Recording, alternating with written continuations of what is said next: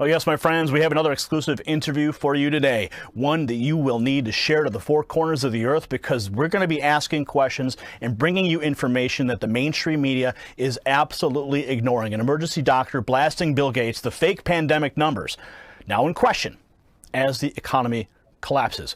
Rashid Buttar, he graduated from Washington University with a double major in biology and theology before attending medical school at the University of Osteopathic Medicine and Health Sciences College of Medicine and Surgery.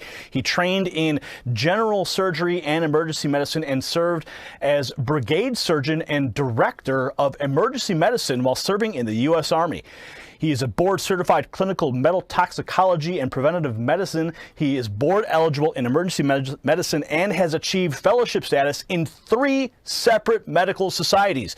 Today, he serves as the medical director for the Centers for Advanced Medicine with clinics in California and North Carolina. These clinics specialize in the needs of patients with immune dysfunctions and toxicity issues, usually manifesting in various conditions such as cancer, heart disease, and autism. And for over 20 years, he has been ranked as one of the top 50 doctors in the United States. His first book, The 9 Steps to Keep the Doctor Away, became a Wall Street Journal, USA Today, and Amazon bestseller, and is now an international best-selling book translated into multiple languages.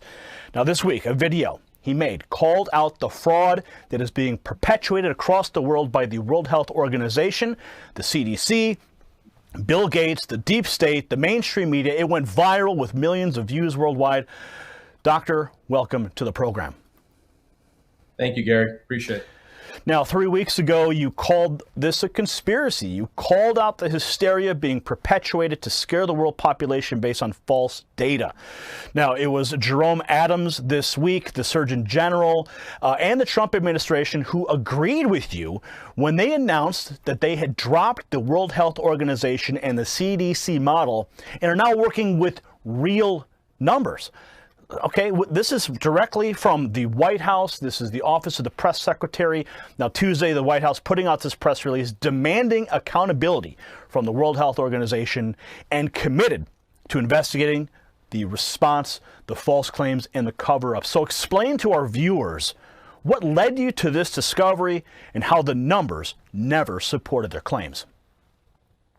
Well, Gary, basically, I have patients from all over the world, and patients were concerned about this, and they asked, and I put out in social media that, look, if you really want to know, I'll make a video about this. And I expected some people to respond. I had, I don't know, 700-800 responses. Just yes, please get us the information. So I asked the question because you're hearing stuff about conspiracy. So those videos that we put out were actually asking the question, COVID-19 conspiracy ? And as I started looking at it, I mean, to me, it just didn't make any sense anyway. We deal with the hardest to deal with medical conditions anyway. So it wasn't a big deal. I just remember that when I heard about the coronavirus aspect, there was one particular component that we used intravenously a lot in our clinic, and I just made sure we had 10 times the normal amount, and that was it. It wasn't a big deal. It didn't bother me.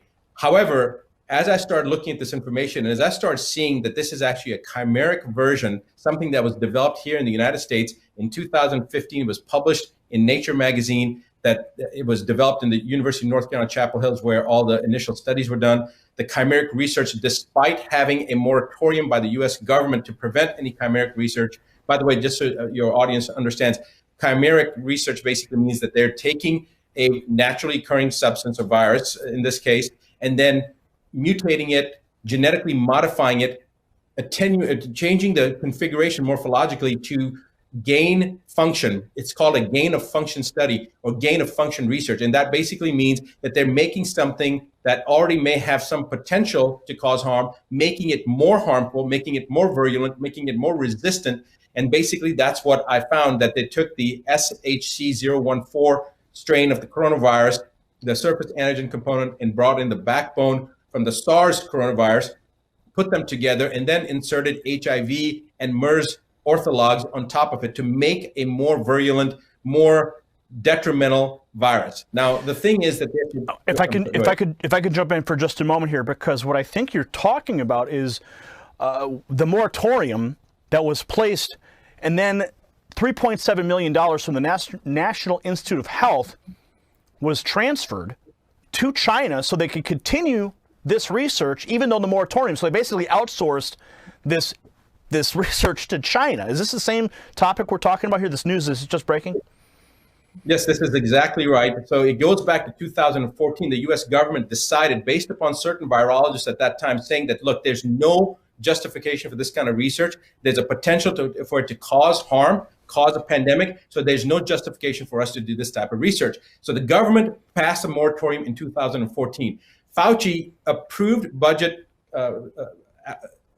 approved budgets to be monies to be section for this type of research. So basically, and I'm getting really, every time I think about this, it gets me really flustered because I'm so angry that he basically broke the law. He more than broke the law. He created this entire cascade that we're seeing with the world shutdown was created by this initial aspect back in 2015. He broke the law. He went against government moratoriums. He took taxpayer money and he funded research that has now led to the COVID-19. In 2017, he was documented at Georgetown University saying that there will be a pandemic that this presidency will face, that this term will face. How did he know that in 2017 that something was going to happen in 2018, 19, or 2020?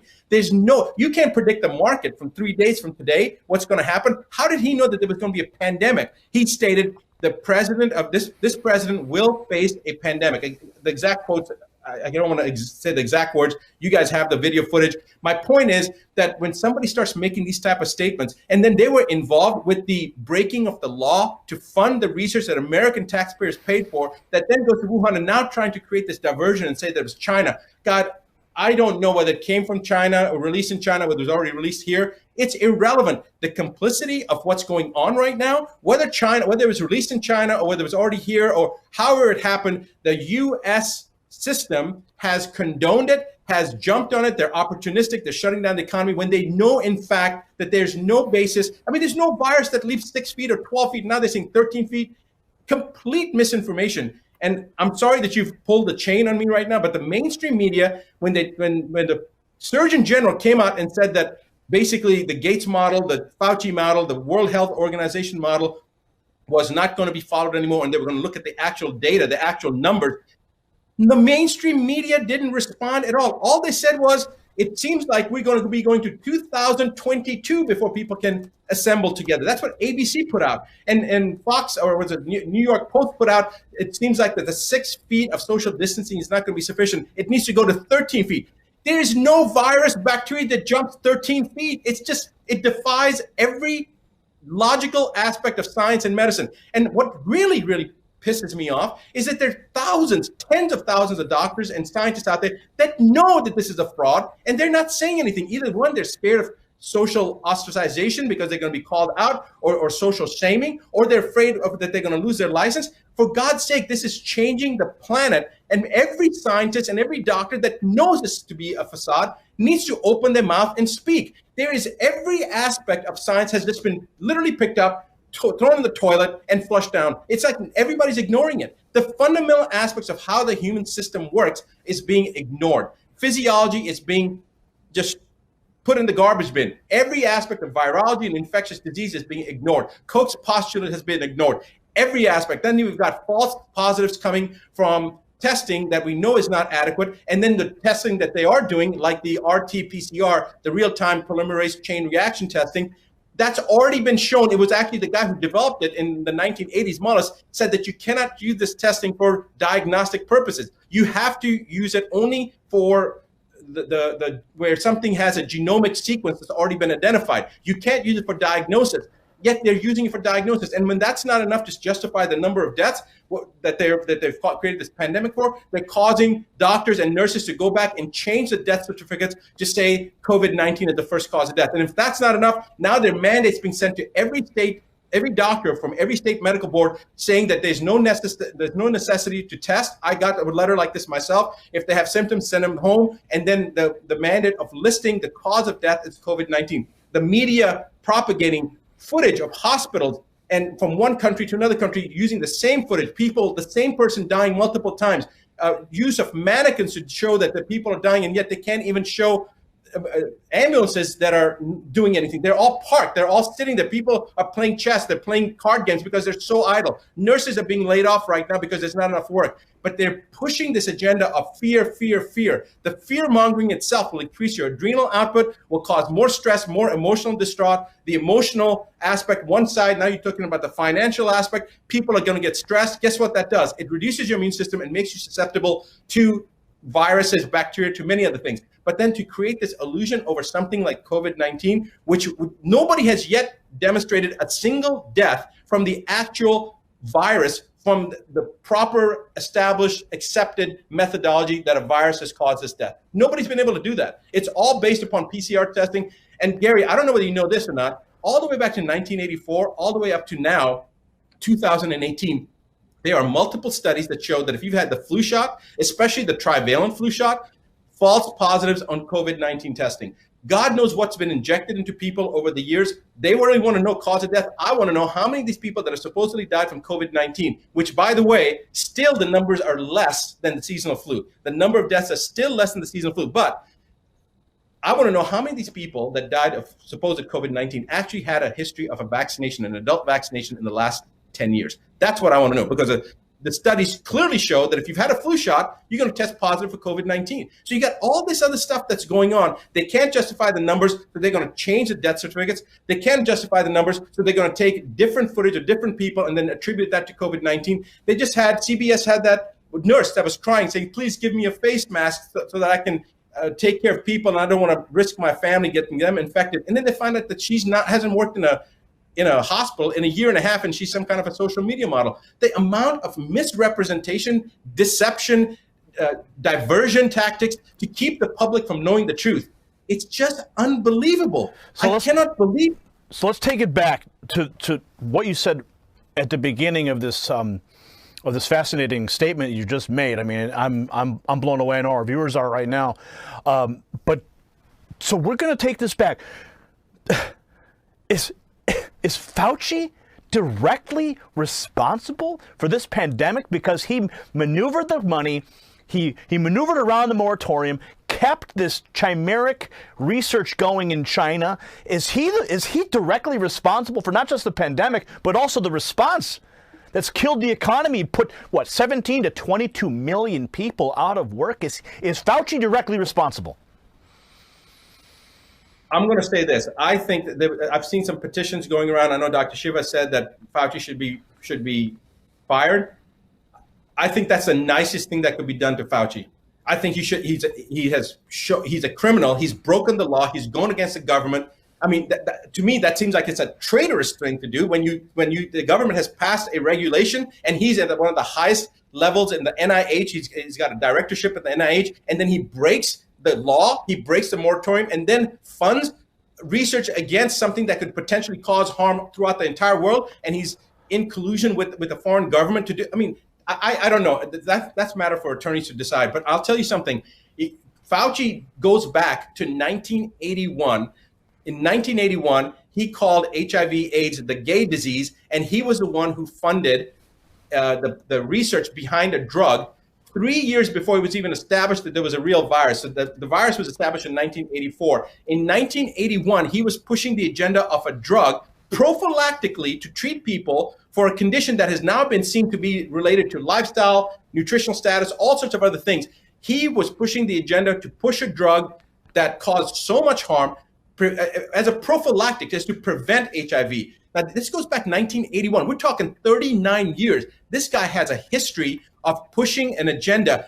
Here's a question that I want to ask you, Gary. Forget about the audience for a second. I just want to ask you a logical question. So here's the president, regardless of whether you are for the president or against the president, forget about that. The man is elected. He's the president of the United States, and it is our responsibility as citizens to follow the directive of our commander-in-chief. Whether you agree or disagree, that he went through the process, he got elected. So get off that bandwagon, people, and stop making a big deal between the Democrats and Republicans. He's a president. He deserves our support. But now the president comes out and says there's a drug called hydroxychloroquine, which has been on the market for, God knows, 50, 60, 70 years, and another drug, Zithromax, which has been, it's a macrolide that's been around for at least, that class of drugs has been around for at least 70, 80 years. Maybe Zithromax has been around for I don't know, 20 years, whatever the case is. These are established drugs. They're safe drugs.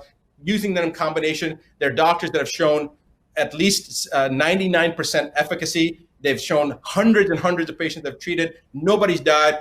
Symptoms resolve within an hour, hour and a half to a day and a half, 2 days. Okay, so you've got this class. The president brings it out. And Fauci says, get this, Fauci says, unless there's some studies to show that, it should not be used. Yet he's promoting a vaccine that we have no idea what the hell that's going to do. And he's saying that's okay to use? I mean, if that does not show a conflict of interest, I don't know what does. People need to wake up and realize there is a massive criminal component to this. This entire world economy, the whole world economy shutting down, it comes back to one person, in my opinion, and that's Fauci. Now, there's other people that are involved with the charade, obviously, but Fauci is the person that they put up in the front, and Fauci is the one who had the ability to stop this. Fauci has told a friend of mine, Judy Mikovits, who I was doing an interview with just about an hour earlier, she went to jail and spent 5 years. She was threatened by Fauci 10 years ago when she came out to say that the viral studies and the research that she had done, and she was in charge of doing the research in Ebola to make it more virulent. The gain of function studies on Ebola, she was responsible for that. When she realized the stuff that she had developed and the stuff that she was researching was being used for nefarious purposes, and she was going to be a whistleblower, her career was threatened and more, her life was threatened. She refused to back down. She went forward, and guess what they did? They framed her and they put her in jail for 5 years. She's got a book that came out today, I believe it's called Plague something. It just came out today. I'm telling you right now, Fauci, it can all be traced back to Fauci, but Fauci is just one of the players. There's other people, and you can start looking at what the agenda is. It's wide open. Anybody can go in and do their own internet search. They just need to open their eyes, they need to open up their mind, and they need to be married to no decision or outcome. Just look at it for yourselves, people. You've got your brains. Use your own brain. Come up with your own sequence of events, how it happened. Do the research, and you will, if you're following a logical, sequential thought pattern, you'll come to the same conclusion. There's no way that you can come up to any other conclusion. All roads lead back to the same place.